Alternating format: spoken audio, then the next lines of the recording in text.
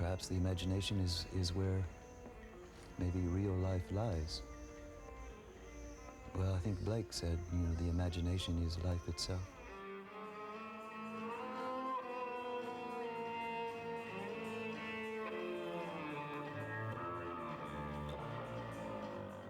I met Jay in 1976. He was living in a one-room cabin on 60 acres of land in Cynthiana, in a cabin with no water and a well outside, and living by himself, writing music and making sculpture. When I first went to see him, he was making, and continues to make, this extraordinary, highly personal body of work that is completely out of the mainstream of any work going on concurrently. And it's work that's out of the mainstream that I think is so interesting because that involves so much risk. About 1986, 87, he approached me as when I was director of the Contemporary Arts Center in Cincinnati and said he was doing a musical piece which involved his sculpture and his painting as the stage set and original composition for the narrative. It was called The Hidden Boy. We presented it here, something like 8 performances, and I have to say, it had its faults, it had its problems, but it was thrilling to witness. Jay then took it on to a number of places around the country, the Wexner and City Center in New York, and I was very proud of him for having created something that I thought was a tour de force in terms of its qualities of both musically and artistically. I think Hidden Boy is the precursor of the mechanical opera. He's begun to create a piece of tremendous power that I think will have a great effect on audiences interested in performance art, in visual art, and in theater.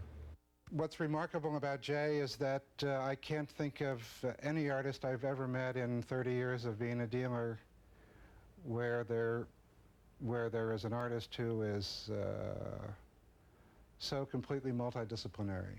Someone who's writing music, writing lyrics, performing the music,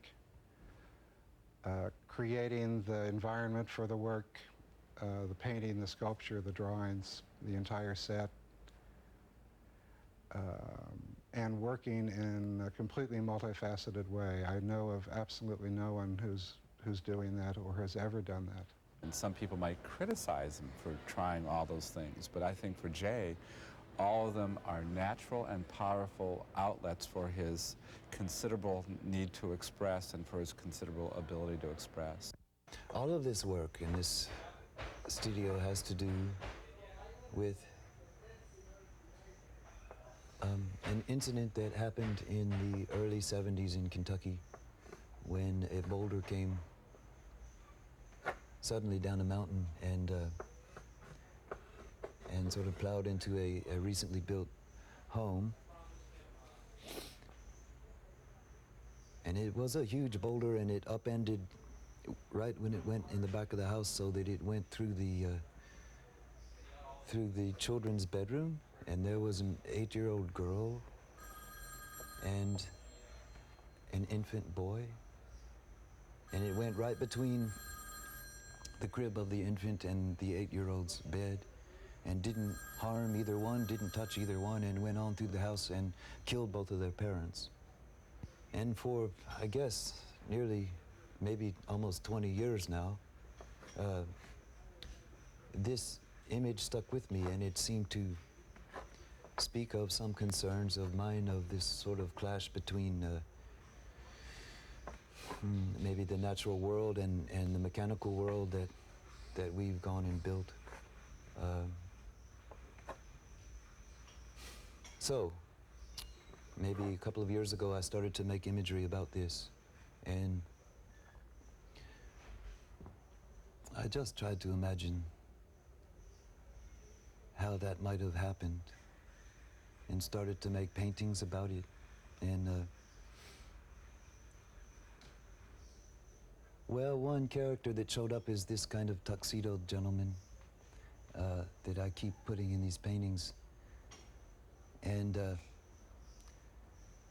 And I decided it was him, and maybe wandering through the forest in a sort of period of dissipation in his life, in his tuxedo, and maybe he stopped to rest against this boulder, and that was the, straw that broke the boulder's back, so to speak, and that's what sent it rolling down.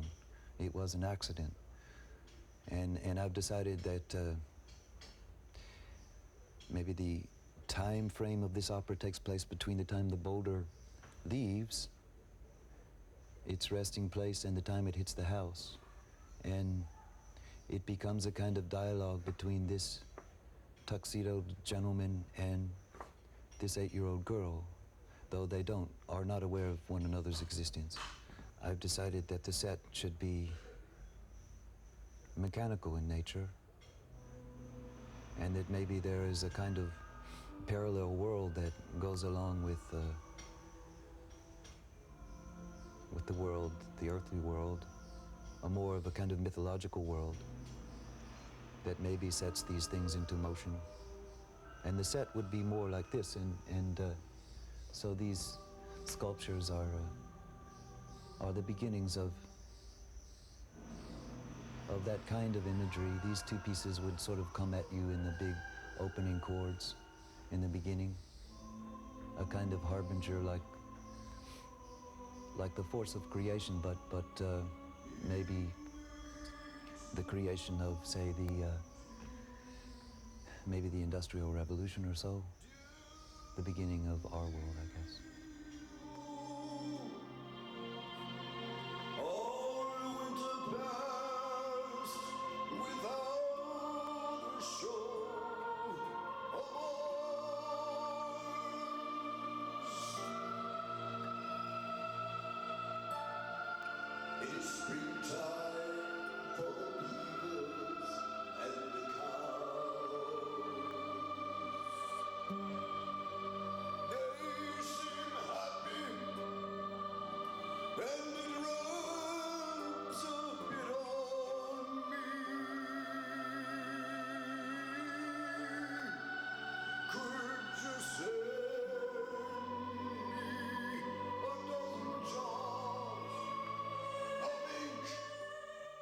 Vocally, he's amazing. It's a sound or a voice akin to some other artists, maybe akin to a Tom Waits or a Bob Dylan, even a Bruce Springsteen at times, but it's uniquely Jay. And the words that come out of Jay are uniquely his as well. His storytelling is as wonderful as I've ever heard in terms of a composer-performer. Don't you worry. I've got a bigger music box now. Real big. Real big. It sounds like a ratchet, like a priest ringing cracked bells. I wind it up tight. I coil back like a snake or a snail. I get that look in my eye. I let it go loud. I leap over chairs and smoke pots like an idiot.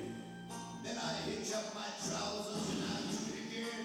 Then like a huge wounded tiger, I lie down for a moment with the pitiful land. Last night in St. Louis, I nipped my fingers on the gears of the music box.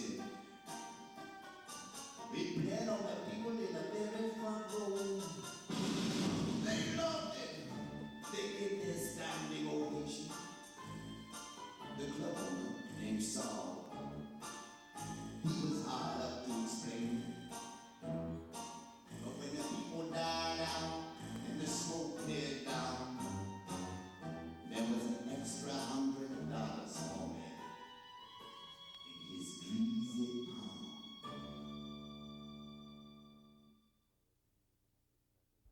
I painted those musicians before I wrote the music, and I just tried to imagine some of what they would be playing. Sometimes almost like martial music, but played on chamber instruments or something, a kind of little bit of touch of craziness to it.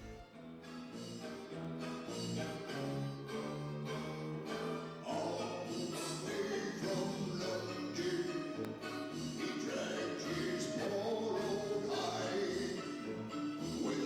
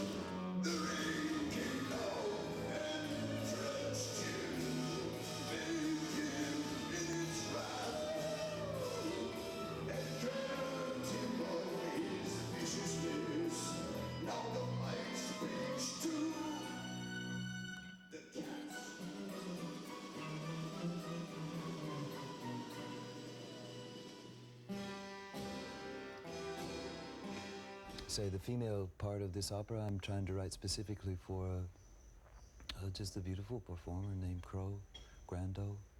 And when I write her parts, I try to write something that I think that she would think is beautiful. That's all.